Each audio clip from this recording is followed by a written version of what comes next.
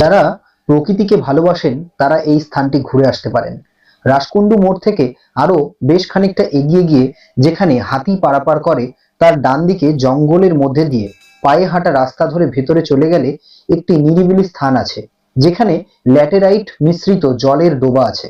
সেই ডোবাটিতে হাতি সহ অন্যান্য জন্তু ও পশু পাখিরা জল খেতে আসে মাঝে মাঝে। তাদের পায়ের ছাপও দেখা যায়। এখানে গেলে প্রকৃতি প্রেমীদের মনটা বেশ ভালো হয়ে যায়। বলতে হবে চতুর্দিকে সবুজ আর লালের অপূর্ব মিশ্রণ স্থানটিকে বর্ণময় করে তুলেছে। এখন আমরা রয়েছি বাগডোগরার জঙ্গলে। এই সামনে এখানে যে একটা পুকুর রয়েছে, এই পুকুরের মধ্যে হাতি এসে জল খায়। এই জঙ্গলটাতে কিন্তু হাতি রয়েছে। শোনা গেছে লোকাল লোকের কাছে এখানে নাকি হাতি দেখা গেছে। এই যে এখানে যে পায়ের ছাপগুলো দেখতে পাচ্ছ, এগুলো কিন্তু হাতির ছাপ। এই যে দেখা যাচ্ছে, এগুলো হাতির ছাপ। আর এই যে জায়গাটা, এখানে হাতি জল খেতে আসে। এই